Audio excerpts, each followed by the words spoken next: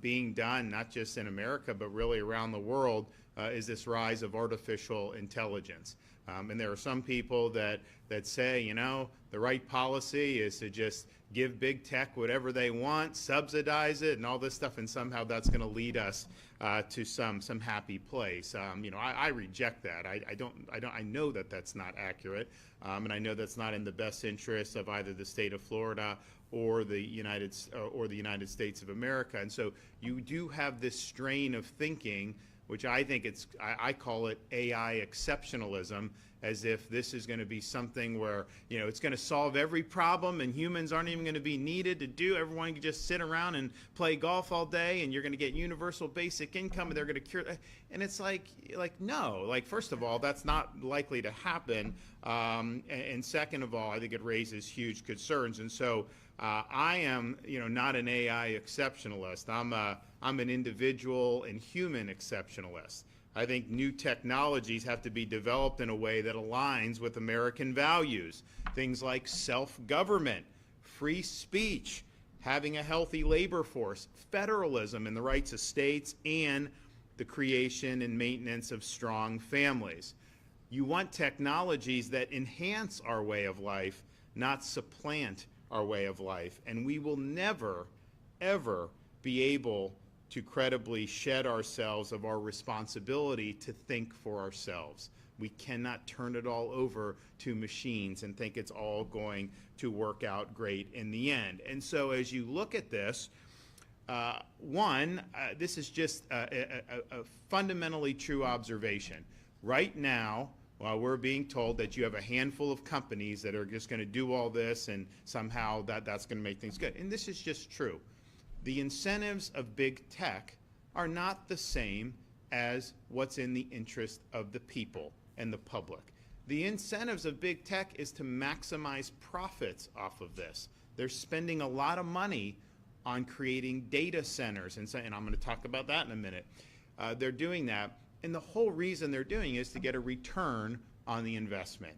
So they are going to guide the technologies in a direction that is going to be the most likely to monetize returns. So if there's ways technologies to be more beneficial for humanity, but it would lose money, versus some that could be destructive but will make them a lot of money, they are going to choose the money. And honestly, they're duty bound as public companies, which most of them are, to maximize shareholder value. So the incentives are not aligned.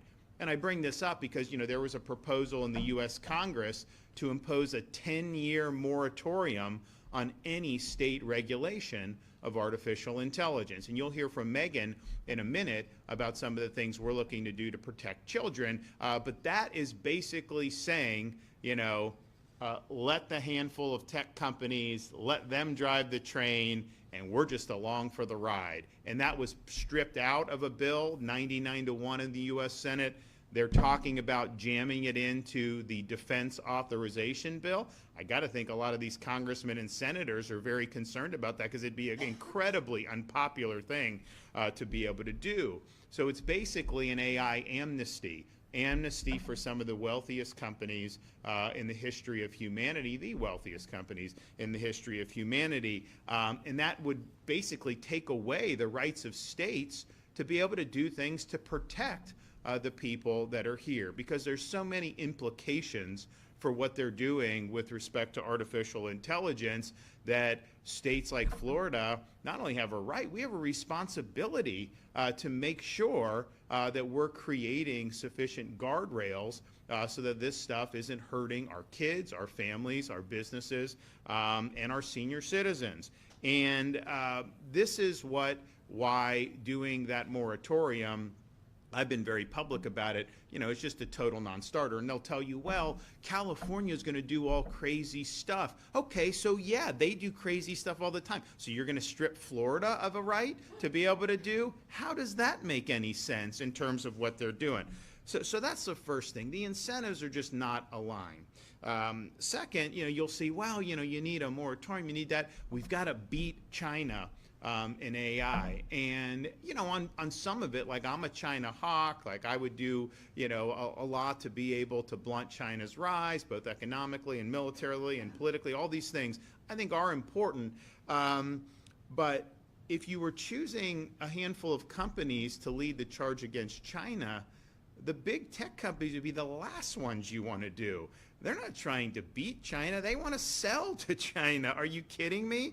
All these companies have made a lot of money in China, and many of them want to make a lot more money in China. So that doesn't wash because their behavior and their incentives are not to somehow beat China. Now, it'd be one thing if you're saying we're gonna underwrite DoD research in our military to be able to stay ahead on weapons and all those things. Great. I'm all for that. I think that would be something good. But just saying that not having states be involved, let the companies do kind of what they want, that's going to lead to beating China, that's just not true. It's in their interest to do business with China. It's their interest to sell things and applications to China. So when you hear that, it reminds me of COVID, honestly, where you just hear these phrases that are just thrown out. Oh, this, that, the other thing. So I don't know that there's a lot of sense behind that.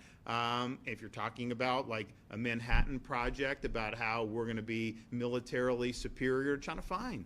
Tell us how you're doing that. Tell us how that's going to be done within the context. But creating, some type of chat bot that's going to do and you're going to hear from Megan, that's not beating China. It's interesting. TikTok, it's a Chinese app, right? TikTok in China is much different than it is in the United States. The negatives that we see with kids within the United States, China doesn't allow that to happen to their kids. So China's not in a race to do AI slop. That is not what they're trying to do. So yeah, let's talk about how can you do more technological innovation for defense, for medical research, for all those things. Great. But so much of this is the consumer facing, and that's really how they're going to try to monetize it, and that's what's going to end up having the biggest impact on society. You also have a situation of you're essentially arguing both at the federal level and some of the other states have tried to do things to subsidize the growth of artificial intelligence with special privileges, because a 10-year moratorium, when you have different types of taxes, some people, these data centers I'll talk about, they build it, and so, there's people that got to build it, so that's an economic impact. But once it's built, it's like 10 jobs, and they usually bring in foreigners for those jobs. And so it's like from a community perspective, the impact at that point is very, very little. And so, you have this situation where some people are like, well, but they're big landowners, they're going to pay, a lot of tax, but then they give them property tax rebates, so they don't pay that either. So the point is you've seen a lot of unnatural policy seeking and achieving unnatural policy. It's not purely market driven. And so the question is, why would you want to put thumb on the scale here or there? First of all, that's typically not how you would do when you're talking about market economics. But in particular with artificial intelligence, one of the selling points of people who really are gung-ho about artificial intelligence is that it's going to cause a lot of job losses in the economy because they're going to be able to automate more and more things. And so you're not going to see as many people get hired out of college. You'll see if we're in a recession, you're not going to see any of those jobs come back.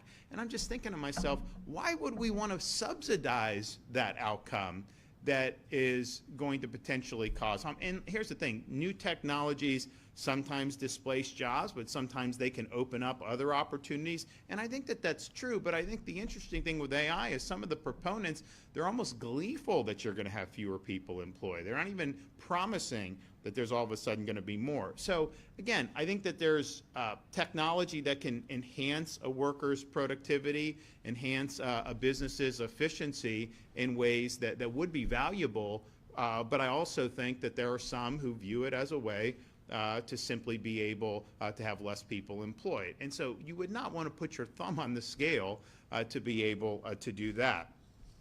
The other thing is there's nothing new under the sun.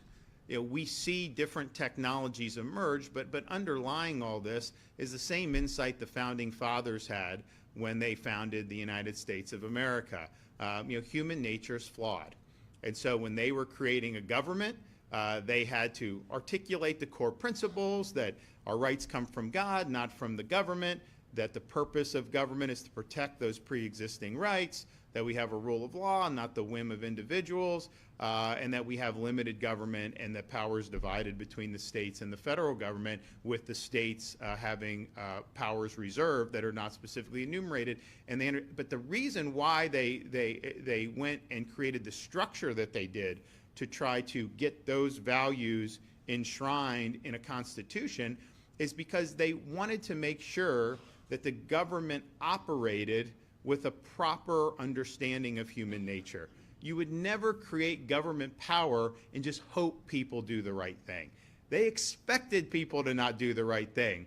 They wanted to channel it in a way so that people had the incentives to be able to govern in a way in a very complicated system where there's conflicting checks and balances that would ultimately be able to lead to at least not terrible outcomes, because they were very suspicious of government. But they were not just going to say that, yes, you know, we'll just elect a bunch of angels into the government and everything's going to be hunky-dory. No, they said if men were angels, you wouldn't need a government. If angels govern the rest of the people, then you wouldn't need any restraint on government or internal control. But that's not the world we live in. So they understood, human nature being what it was, people that accumulate power, that there would be temptations and there would be abuse of the power. So that's why they have checks and balances. That's why the executive has certain powers. That's why the legislature, Congress has certain powers, the judiciary, all these different things. So when you're talking about AI, these are massive companies. In some respects, they have more power than governments in certain avenues of this. But there is nothing new about human nature. The founders would not have conceived of any of these social media, you know, chat bots, none of that. But at the same time, human nature being what it is, you're going to have the same dangers of power being abused. It's just in a different sphere. It's just got different wrapping paper, but the underlying principles are the same. And so if you think about when you type in something on one of these LLMs, these learned language models, you ask them a question. First of all, a lot of the answers are inaccurate. Let's just be clear. A lot of the quotes can be fabricated, and you wonder how that's happening. You know, and I told a story.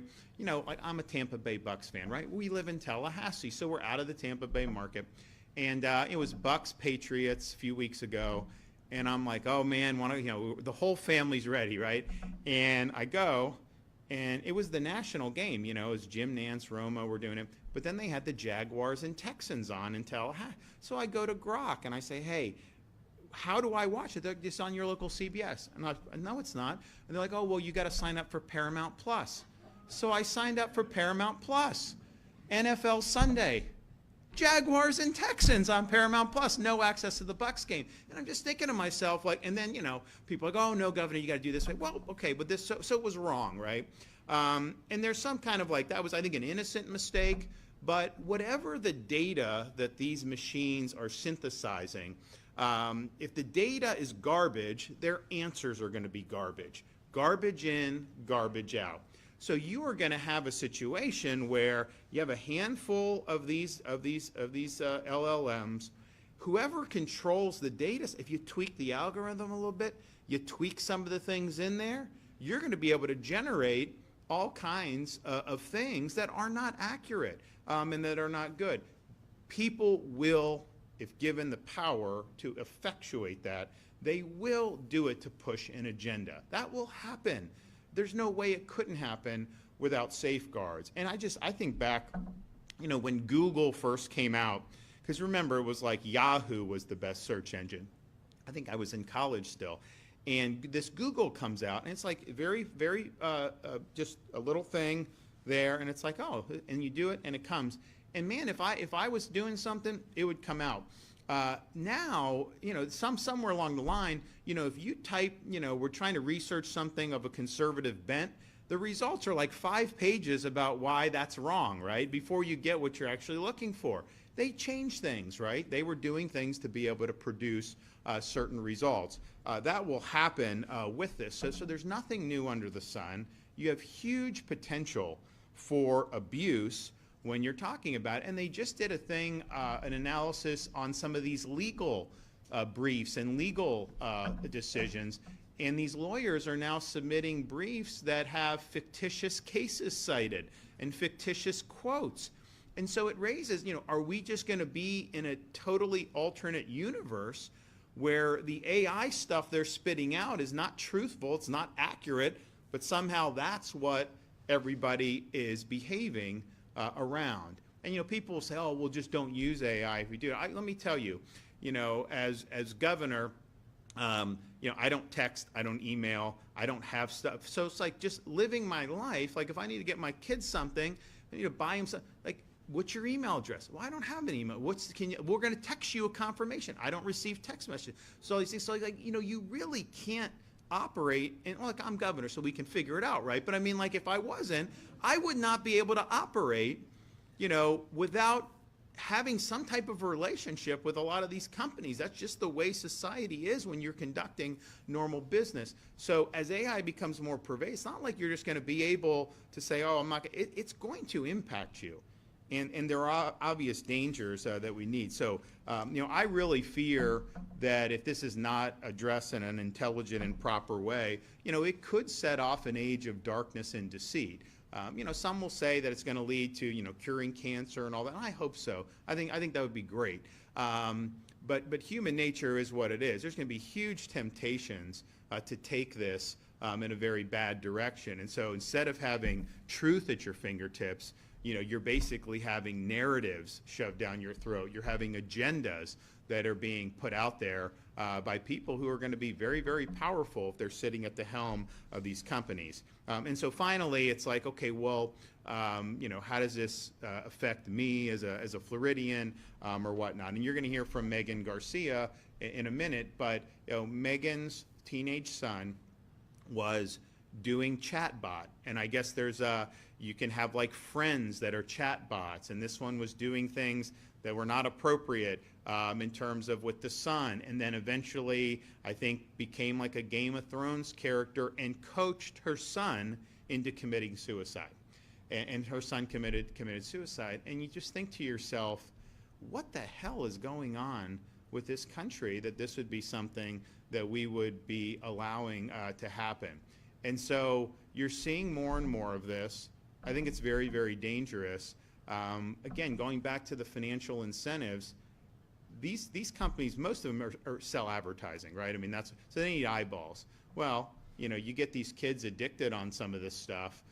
You're going to have guaranteed eyeballs. You're going to be able to monetize that. So there's huge, huge problems that we see. So that brings us here today to be able to announce, and I've mentioned this before, but we're going to be proposing, and we're going to work with the legislature to establish an artificial intelligence Bill of Rights for individual Floridians in our state. This will be very far-reaching with consumer protections. It will do things like fortify some of the protections we have in place for things like deep fakes and use of explicit material, particularly those that depict minors. We are also going to make sure that your data is protected. We're not going to allow any state or local government agency to utilize Chinese-created AI tools when they're doing data here in the state of Florida. And I know that there's some senators who are working on that. We're going to protect consumers and individuals from having your name, image, and likeness weaponized in a way that can do you harm. And we have a legal framework in place already with some of our statutes about fraud and different things with parts of political ads. But they can take you now, and they can put words in your mouth in ways that may be detrimental to you. I mean, certainly you're going to see it in politics a lot because they're going to put commercials with people saying things that they never actually said. And the one thing you learn about in politics is when you see these ads, if someone runs an ad and says, John Smith is a dirtbag and this and this and that, I'm not saying it doesn't have an effect, but I think voters just look at that like typical. But if you have an ad in this guy's own words, where he's proving to you that he's a dirt, then that really does matter, right? Because people see that and like, oh, I don't like that guy, right? Why did he say that? Why does he believe that? So there's definitely going to be, an incentive to want to do that. But even in business and other things, there's going to be huge possibilities, of abuse. We had fun with it. I don't know how to do it, but we had got it done. So my son is in second grade. Huge Florida State fan, like the most loyal you will ever find. Hates other teams. Does not like the Gators. And I told him, they had the Florida State game, and I filmed him, and we'll put up his predictions sometimes. And I was planning on doing this, so I'm filming him, and I'm like, "Give me your prediction about it." And he just starts lacing into the Gators, and I'm like, dude, I can't put you on there as my son bashing on Florida school. I just can't do it. It's like, it's fine, you have your allegiance, but you can't be. So I didn't put it on. But we ended up, so we were just having fun with them. And I don't even know how it happened because I don't know how to work it. But you can do a picture of somebody and then tell the AI to make so they have a picture of Mason in a Florida State jersey, kind of like that. And then they do it, and it creates this video where he's like that. He rips off the Florida State jersey. You see a University of Florida jersey, and then my son is doing the Gator chomp, saying it's great to be a Florida Gator. He was very upset when he saw that. He probably would sue if that ever got public. And he was just like, and he does not like artificial intelligence as a result of that. But I mean, and it's kind of that's slop, right? It's having fun or whatever. But honestly, it looked real. It looked real. So everyone, I think, is going to be in a situation where people are going to be able to manipulate this stuff. And I know that there's some senators that are working on that as well. We also want to protect families. We want to protect parents. And we want to protect minors. We will provide more parental rights in this bill. We're going to ensure parents can access conversations their child has with one of these LLM chatbots. Parent will be able to set parameters for when the child can access any of these platforms, and there'll be notifications for parents required if the child exhibits concerning behavior. There's sometimes, so we've got kindergarten, second, third grade, and sometimes, we did a social media bill for minors and help parents with that. And basically we said if you're 14 or under, the company can't issue an account. If you're 15 or 16, the parent has to consent. Above that, it's hard for us to do at that point. And some people are like, well, the parent should just do. If a 10-year-old is doing it, it's the parent's fault. But I'll tell you, it's hard to police as a parent. I mean, they're in school. They do different things. Other kids may do it. You really do need to have kind of an environment and a structure so that the parent control is really protected and elevated. To just say parents are supposed to figure it out. With these technologies, the way they develop, and these kids they know how to swipe, they know how to do this at a very young age. So I think that that's really important to be able to do that. We also want to make sure that data inputted into AI is secure and private. We will not allow companies to sell or share personal identifying information with third parties. And we're going to mirror our data privacy protections that are in current law. I mean, ultimately, you type in, you ask a question, is that private, or are they selling that, to other people? And I think they have all this, and they mine the data and they make money off of it. We will also protect consumers from unfair claims practices. We'll make sure that, for example, if you file an insurance claim, that you can't just be denied by AI, that you got to have human review, and a human being has to stand by a decision whether to grant or deny a claim. We're also looking at, and then also things like legal briefs. I think you should have to certify that AI was used in the creation of a legal brief. Certainly, if an AI wrote the bones of it, I think you got to disclose that. It's just think, you hire a lawyer, you have a claim, they file a brief, and they have fake cases because they were doing AI. That's malpractice. I'm sorry, you should lose your license. So there's going to be a lot of professional things that I think there needs to be expectations where people are doing that. Now, data centers. How many people even know about these data centers? I mean, 6 months ago, no one really talked about it. Now it's become something of a flashpoint because basically to run artificial intelligence, they have to run it through these massive computer systems, and there's servers. There's a whole bunch of stuff that I personally don't, have the technological expertise. I just know it takes a lot of power.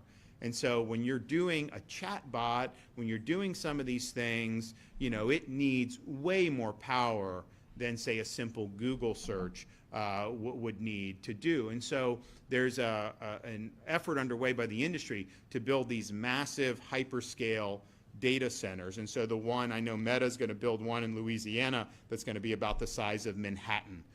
So this is real significant. Hyperscale data center typically consumes as much power as a city of 500,000 people, sometimes even more than that. It gets very hot, so they need a lot of water to be able to cool it. So there's all kinds of issues with respect to resources. There's also the issue of, okay, you're in a community, you pay your electric bill, you have a data center come in, and then they need all that power. What's going to happen to your electric bill? A lot of people have seen their bills go up.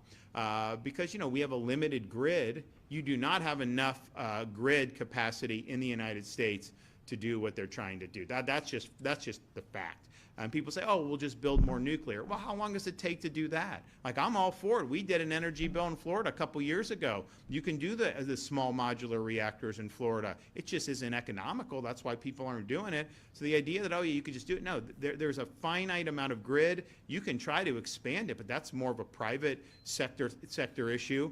But you're not going to be able to get what's needed for this the way it's going. That's just a fact. You also have environmental concerns, taking farmland, taking even sensitive land to be able to do the data centers. And that's not something we want to see in the state of Florida. So we will have in our Bill of Rights protections for Floridians with respect to AI data centers. We're going to protect ratepayers in the state of Florida. We will prohibit all utilities from charging Florida residents more, whether that's water, electric, gas, you name it, in order to help support a hyperscale data center.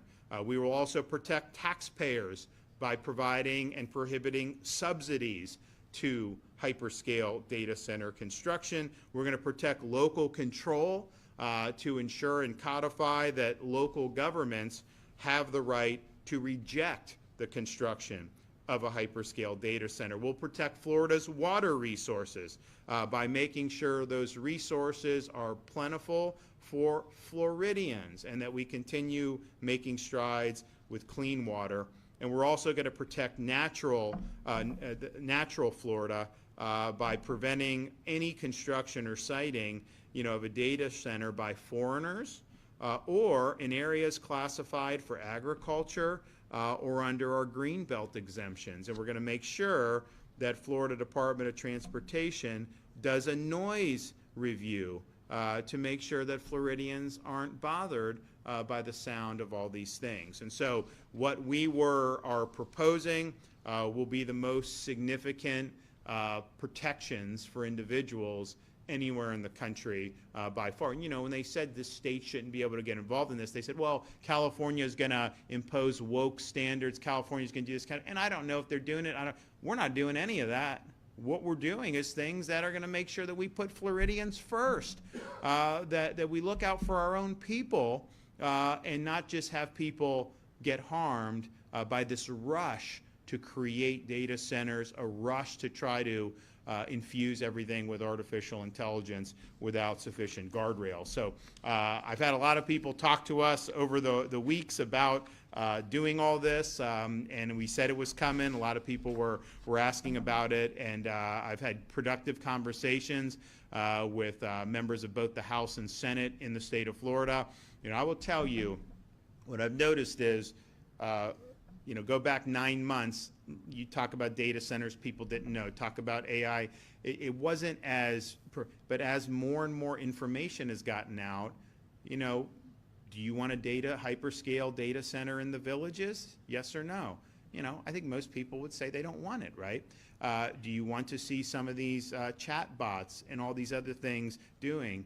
I think most people say, it's likely to be harmful. So what we're doing, and we're going to be very nimble about this because it's a rapidly developing technology, but I think you go back 10, 15, 20 years, whenever it would have been appropriate, there was a view on social media and some of this stuff to just, hey, it's fine, it is what it is. But we've seen a lot of damage to kids with social media.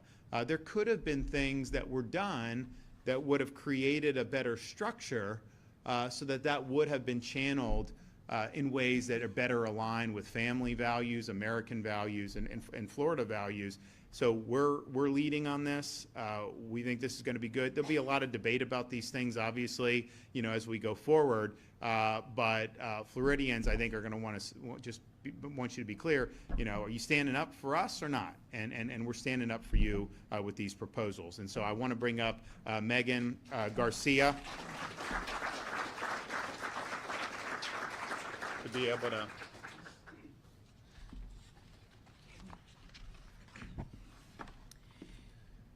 Good morning. My name is Megan Garcia, and I have with me here today Sewell Setzer Jr. I am a wife, a lawyer, and a mother to 3 beautiful boys. Last year, our firstborn son, Sewell Setzer III, died by suicide in our home in Orlando, Florida. He was only 14 years old. Sewell was a bright and beautiful boy, and he had a gentle soul. He was a great big brother and an obedient son. He was a good friend and a good student. He dreamed of building rocket ships and inventing holographic communications, and he wanted to play professional sports. He was actually a Bucks fan too.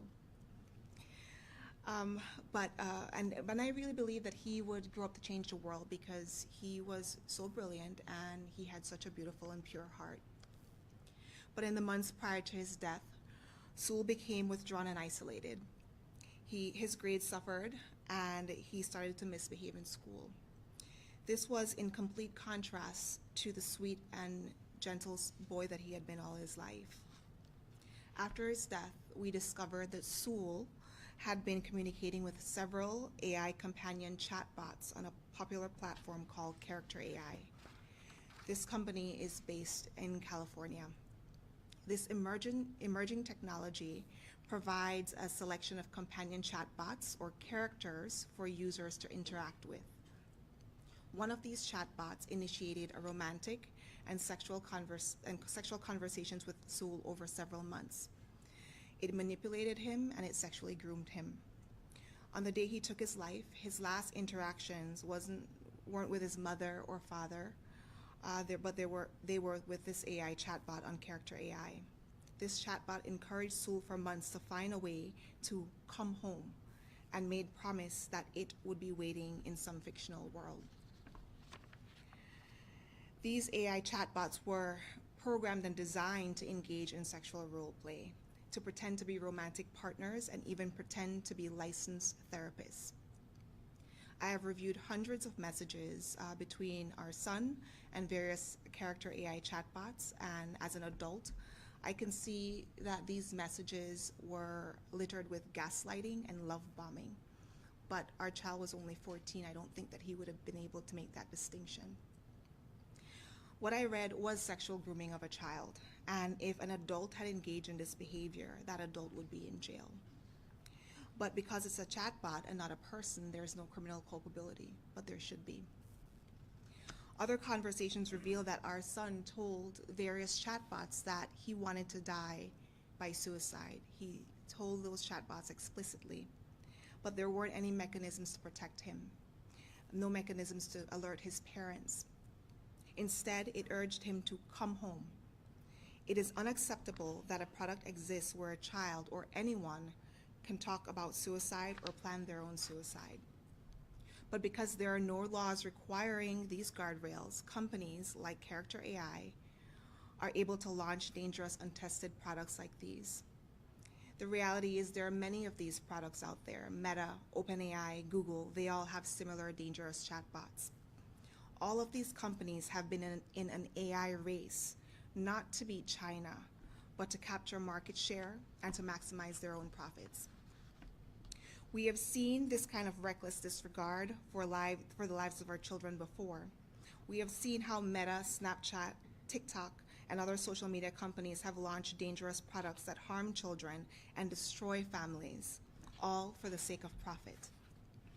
We have watched for 3 years while Congress has failed to pass regulation to prevent companies from harming our kids and to prevent companies from harvesting the data of our children. But you know who has passed laws to protect children? Florida. Florida has passed laws. Now, once again, Florida will lead the country to protect our children in this era of AI. Children need this protection because it is clear that these companies who are developing and deploying AI chatbots are more interested in profits than the safety of our kids. Big tech cannot be trusted with self-governing, and big tech cannot be trusted with our children. And if Congress won't act, we must pass our laws, because Florida's children cannot be the sacrifice and the ransom paid to big tech. On behalf of myself and Soul's dad, we want to thank Governor DeSantis for being a leader on AI policy and announcing these very important policy initiatives today. Our family has been devastated by the loss of our beautiful boy. Last week was Thanksgiving, but we weren't celebrating because there was an empty chair at our Thanksgiving table. Our beautiful child is gone, and it's too late for him, but it's not too late to protect millions of other children in our state. And I am hopeful that policies like those announced today will ensure a safe future for all the children in our state. Thank you.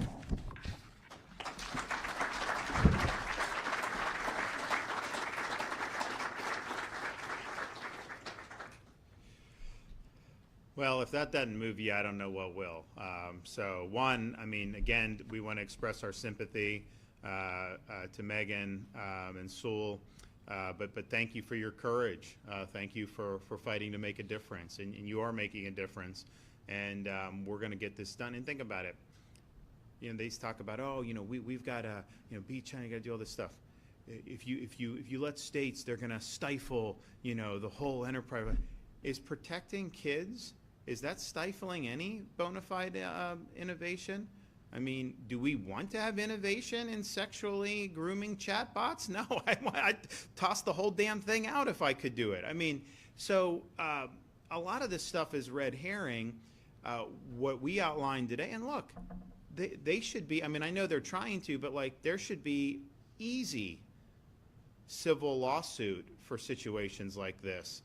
There should be, and we're not going to allow any of these AI to hold themselves out as any type of licensed professional. There's going to be disclaimer. There's going to be a lot for the consumer when this all comes to fruition, which I think is really, really good. But if they don't want that, it's like, well, they want to monetize, and the kids are a huge thing, and they're already putting ads now in one of the chat GBTs, right? Because that's how you make money. And they're in a race to try to monetize because they put all this hundreds of billions of dollars into the hyperscale, into the data center stuff, and they need to be able to get something on the back end. And at one point, if it's clear that ain't happening, then you're going to see, you'll see a downturn, right? And so they need to be able to monetize. So this is one way that they're going to try to do it, and so we're not going to let that happen. I mean, we need to protect folks. So I thank everybody that's been involved, and we've got a lot of people that have been involved, giving us input, both in the legislature, people that are policy experts, you know, obviously people that have been negatively impacted by some of this, like Megan and her family.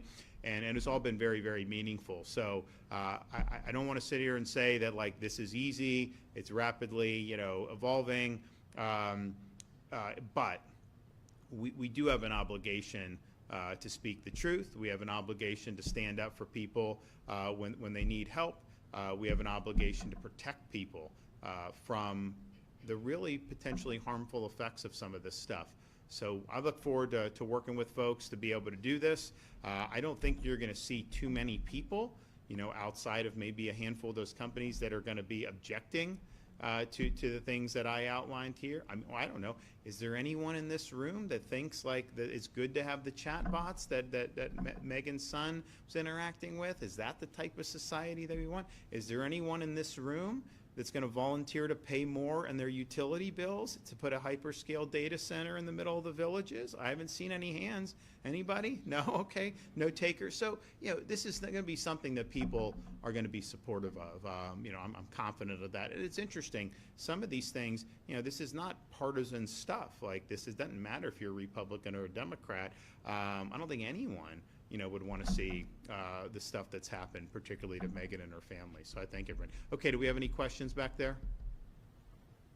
To be clear, the measures you're talking about, that would be the legislature would be passing these measures, correct? These are legislative proposals. And if so, have you been in contact with any legislators that... Yeah. We work with, we've worked with a number of senators. We worked with some House members. I personally had discussions with President Ben Albritton in the Florida Senate, leader of the Florida Senate. So, and here's the thing, folks, as they see, this becomes something that is sensitive to people, and they want to see that you're on the right side of this stuff. They just tried to do, they wanted to do this data center in Pennsylvania, like rural area. And you had all these people come out, and they were like, well, whoa, what about this? What about that? So it's interesting the impact that it's had on communities in terms of some of them wanting to go out. So I think what you'll see is a lot of support for these proposals, and there'll probably be others that the legislature can do. But I was looking through all the stuff, all the ideas that came through. And then I was looking at Congress trying to do a 10-year moratorium to strip the states of rights to act in this area. And I'm thinking to myself, all their justifications for why you should strip the states, none of that had anything to do with what Florida wants to do, right?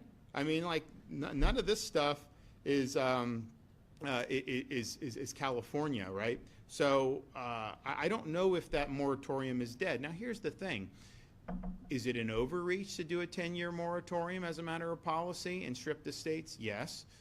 Would it be struck down as unconstitutional? Well, the Supreme Court in the 1930s said if a farmer or if a guy was growing wheat in his backyard, that somehow that was interstate commerce. Like, so it's like they could say it's interstate. So I don't know that the courts are would provide relief. I think it's going to be a question of, do you have elected officials who are going to put their money where their mouth is? Because a lot of these guys ran on limiting the federal government and having, allowing states to be able to pursue policies.